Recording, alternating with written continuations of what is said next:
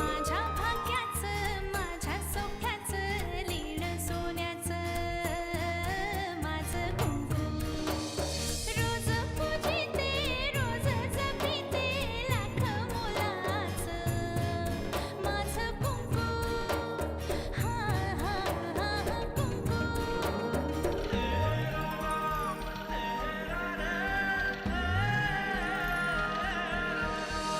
मन माझे घर झाले त्याचे मोर स्वप्नाचा दारी नाचे शब्द त्याचे अमृताचे स्पर्श त्याचे चांदण्याचे त्याच्या श्वासाचे त्याच्या डोळ्याचे गुज सांगते माझं कुंकू हा हा हा कुंकू हा हा हा कुंकू आतापर्यंत कळत नव्हतं ना, म्हणूनच गप्प होते मी. पण आता सगळं कळल्यावर मी गप्प का बसू? अमृता तातडीनं दादाला भेटायला आली याचा अर्थ काहीतरी प्रॉब्लेम झालेला आहे. आणि जिथं प्रॉब्लेम तिथं परशू. वडील आणि मुलीचं नातं जुळत असे तर नवरा बायकोच्या नात्यात थोडंसं अंतर पडलं तर काय हरकत आहे? मुलीच्या बापाचं नाक हे इतर बापांपेक्षा लांब बसतं आणि ते जपून ठेवणं मुलीच्या हातात असतं. विचार हिला ही गोव्याला कशासाठी आली होती? दार उघड. अमृता अमृता काय आहे अशी कोणालाही न सांगता निघून काय आलीस इकडे? मम्मा केवढी काळजी आहे तिकडे माहितीये. आणि तू अमृता, याच्या कुठल्याही प्रश्नाला उत्तर द्यायला तू बांधील नाहीयेस. ती माझी बायको आहे. त्याआधी ती माझी मुलगी आहे. बाळा, आज जातो. मला जरा ह्याच्याशी बोलायचं आहे. नाही अमृता, हे बघ, माझ्याशी बोलल्याशिवाय कुठेही जाऊ नकोस. ऐक माझं प्लीज. अमृता, मी आहे ना इथे सगळं सांभाळायला. आज जातो. दादा प्लीज, तुमच्या दोघांच्याही मध्ये अमृताचा बळी जातोय. वामन, तू मध्ये बोलू नकोस. अमृता, तू तुझ्या खोलीत जा बाळा. अमृता अमृता माझं. अमृता,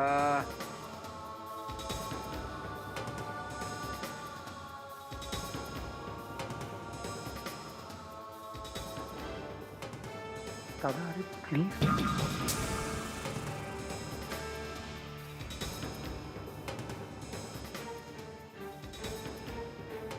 तू माझ्या खोलीत ये जा.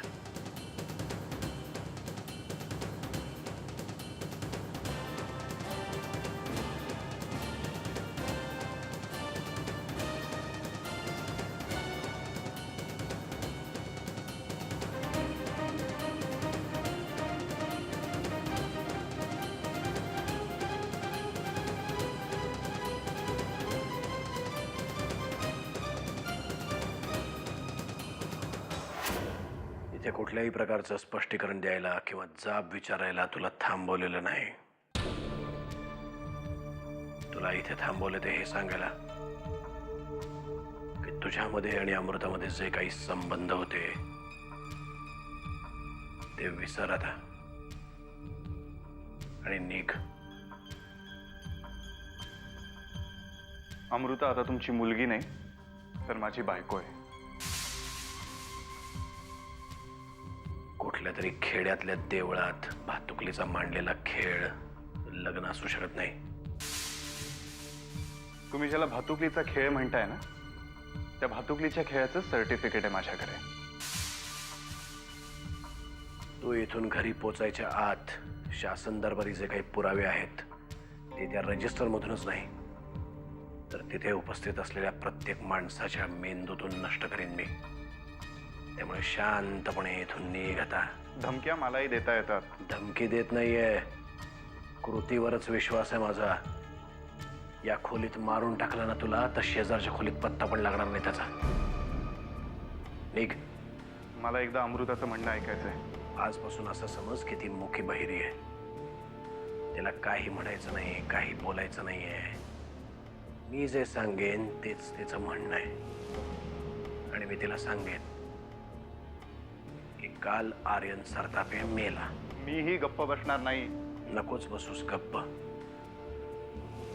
करण्यासारखी बरीच कामं तुझ्या आईच्या मागे लावलेत मी. तिला मदत कर जरा. नरसिंह किल्लेदार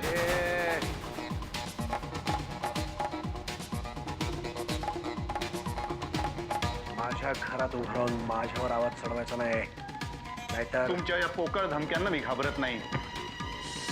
तुला इथे संपवून टाकला ना तर तुझ्या आईला तुझी बॉडी सुद्धा मिळणार नाही, कळलं काय?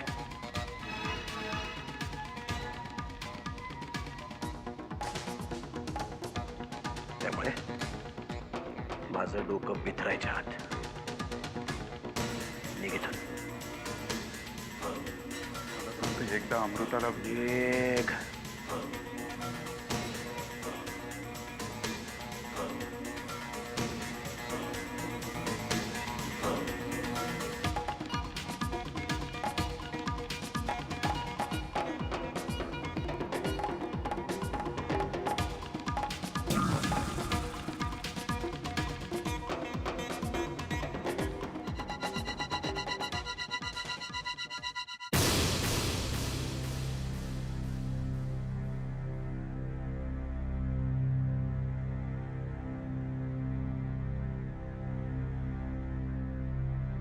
जानकी, त्यागाची भावना वगैरे हे असले शब्द आहेत ना, हे सगळे कथा कादंबऱ्यांमध्ये ठीक वाटतात. प्रत्यक्ष आयुष्यात त्यांना काडीचीही किंमत नसते. तू उगाच विषयाची परीक्षा घेऊ नकोस. मी कुठली परीक्षा देत नाहीये वामन दादा. मी तेच करतेय जे माझ्या मनाला योग्य वाटतंय. कारण आज ह्यांच्या मनातल्या अमृताबद्दलचे सगळे गैरसमज दूर झालेत. आणि तुझ्याबद्दल जे नवीन गैरसमज निर्माण झाले त्याचं काय? जानकी, अमृता 24 तास इथे दादाबरोबर राहणार नाहीये. आज ना उद्या ती स्वतःच्या घरी स्वतःच्या नवऱ्याकडे जाईल. आणि त्यानंतर येणारा प्रत्येक दिवस तुझ्यासाठी नवी नवी संकट घेऊन येईल. वामन दादा, येणारा प्रत्येक दिवस सुखाचा असू शकतो हे मला इकडं आल्यानंतर कळलं. याच्या आधी मी आणि माझ्या आईबाबांनी फक्त दुःखाचेच दिवस पाहिले. पोट भरण्यासाठी माझ्या बाबांबरोबर आईने सुद्धा रस्त्यावरचे दगड फोडले. तुझी काय इच्छा आहे? तुझ्या बरोबर सगळ्या घरादाराला पुन्हा तेच दिवस आणायचे?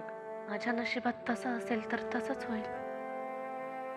त्या दिवसांचं मला माहित नाही, पण आत्ताची परिस्थिती बदलणं माझ्या हातात आहे आणि मी ती बदलेनच. मी अमृताला सांगेन. अमृता माझ्यावर विश्वासही ठेवेल. मी दाखवून देईन तिला त्या आर्यांचं खरं रूप.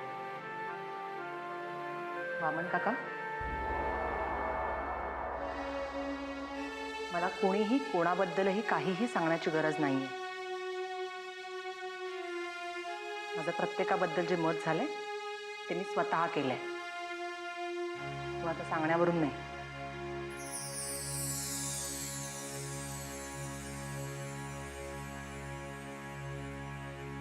प्रत्येक वेळेला कोणीतरी सांगितलं म्हणूनच आपले गैरसमज होतात असं नाहीये.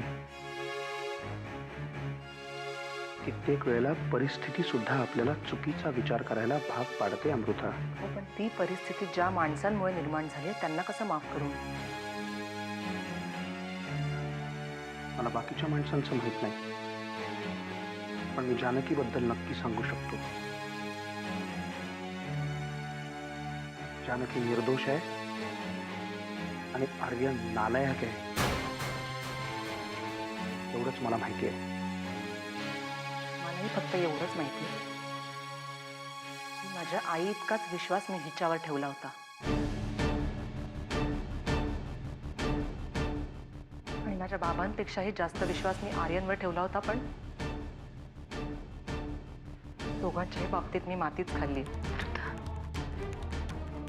त्यामुळे प्लीज कोणीही माझ्याकडे विश्वासाच्या गप्पा करू नये. म्हणजे आता तू माझ्यावरही विश्वास ठेवणार नाहीयेस? ठेवायला काहीच हरकत नाहीये काका, पण आता मला भीती वाटते. कारण ज्यांच्यावर जितका जास्त विश्वास ठेवला ना त्यांच्याकडून तितकाच मोठा अपेक्षाभंग झालाय.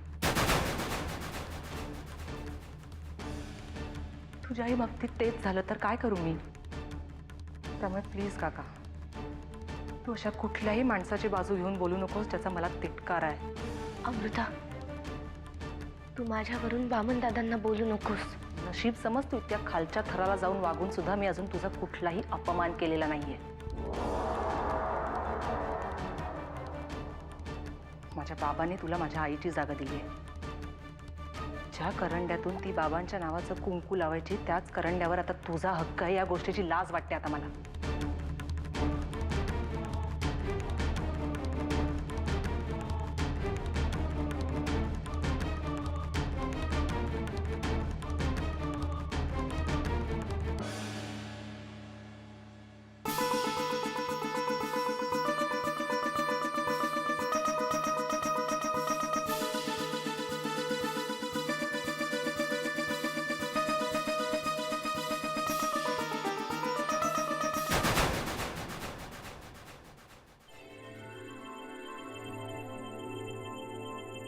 दादा, आर्यन आणि अमृता आले.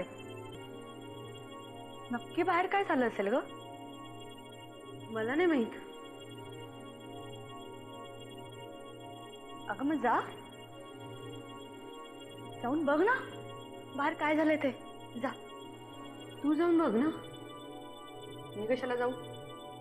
उगाच त्यांच्या भांडणात माझा बळी जायचा. अगं मग मला जायला काय सांगतेस? पण अगं मी परखी आहे, तुझं तसं नाहीये ना. तू या घरात हक्काची बाई आहेस. आली, तू जर असंच बोलत राहणार असशील ना तर मी जाते इथून. जा.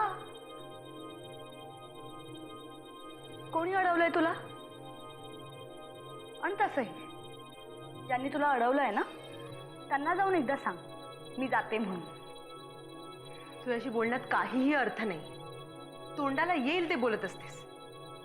का वाटेल ते बोलण्याची मुभा काय फक्त तुला मिळाली?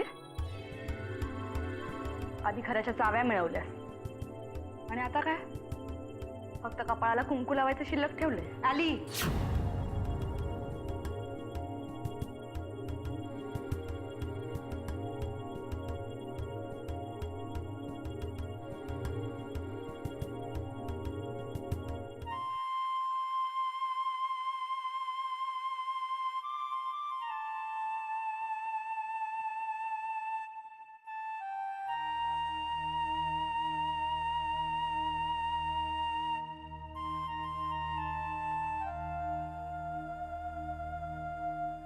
तुझ्या मनात आता कोणते विचार चालले आहेत कळतंय मला. पण तू काळजी करू नकोस बाळा. आता तू तुझ्या वडिलांच्या घरात आलीयस.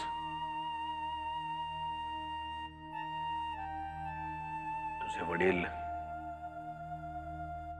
तुला प्रोटेक्ट करण्यामध्ये एकदा कमी पडले होते. त्याची शिक्षा आजही भोगतोय मी. पण यापुढे अशी चूक मी कधीही होऊ देणार नाही. बाबा, माझी तुमच्याबद्दल कुठलीही तक्रार नाही आहे. पण मला माझी चूक कळते ना बाळा.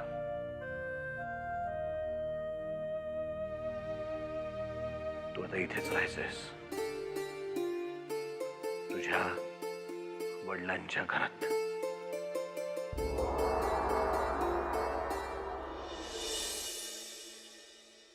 तू आता इथेच राहायचंयस, तुझ्या वडिलांच्या घरात.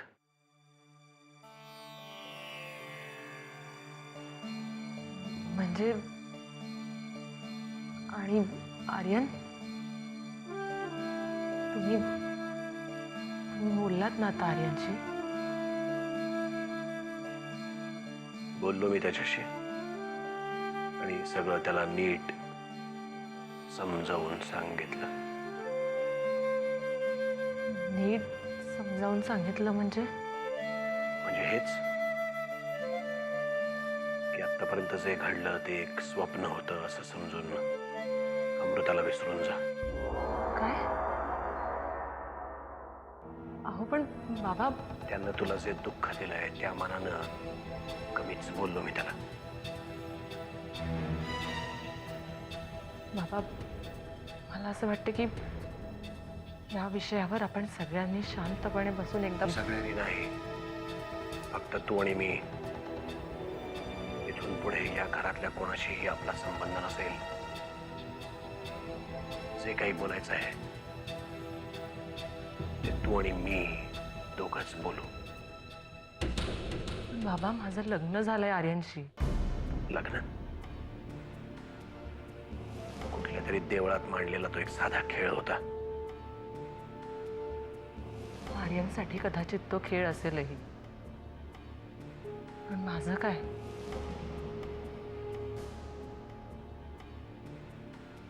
हे बघा अमृता, मागे घडून गेलेल्या कुठल्याही गोष्टीशी आता तुझा संबंध नाही. पुन्हा नव्याने हे सगळं सुरू कर. तुझं पुढचं शिक्षण कुठे घ्यायचंय ते तू ठरव आणि आपण ते पूर्ण करू. बाबा पण पण बिण काही नाही बाळा. आता तू जाऊन झोप, सकाळी बोलू.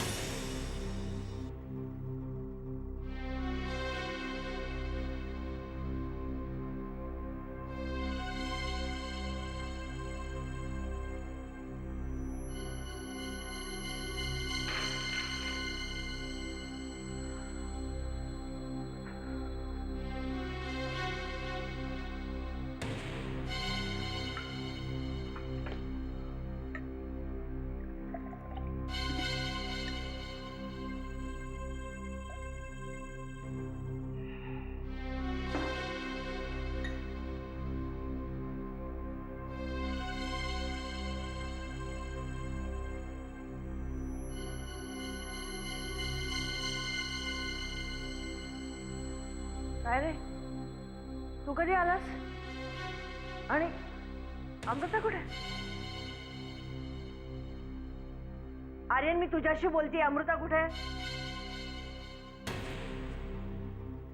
ती तिच्या घरी गेली.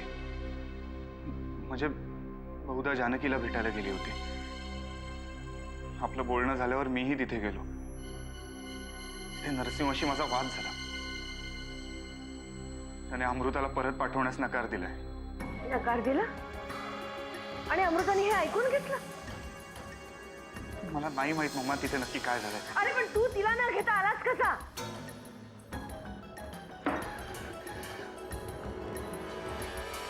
नाईलाज झाला माझा. नरसिंहाने मला जीवे मारण्याची धमकी दिली.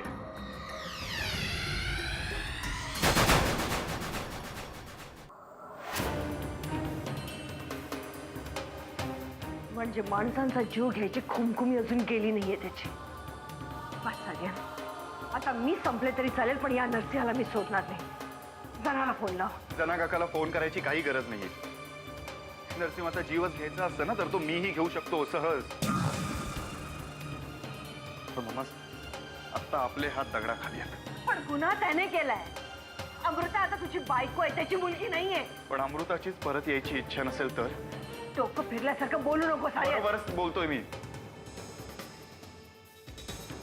नरसिंह एक असं विष जे साखर समजून आपण आपल्या जिभेवर ठेवतो खरं, पण ते अंगात भिनल्यानंतरच त्याचे परिणाम जाणवतात.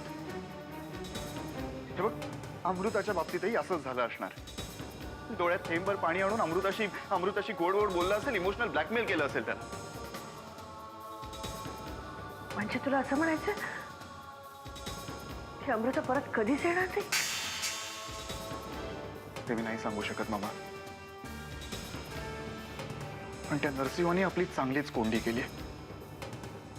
एका बाजूला अशी भावनिक ओढाताण आणि आणि दुसऱ्या बाजूला इन्कम टॅक्सची रेड पडल्यामुळे आर्थिक ओढाताण. आधी आपण त्या इन्कम टॅक्सच्या लफड्यातून बाहेर पडू आणि मग अमृताचा प्रश्न सोडवू. नाही, तू काही म्हणाली पण माझी खात्री आहे अमृता स्वतःहून आपल्या घरी नक्की परत येणार.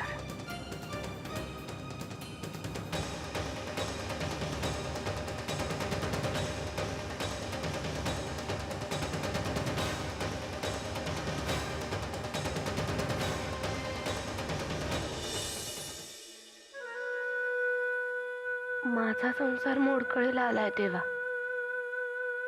पण माझी त्याबद्दल काहीच तक्रार नाही.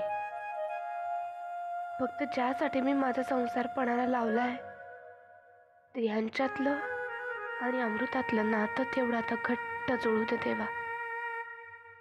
बाकी मला काही नको. माझ्या वाटेला आता पुढे जे काही मांडून ठेवलंय ते सगळं हसत हसत सोसेन मी. पण त्या दोघांच्या वाट्याला आता आणखी दुःख नको देऊस.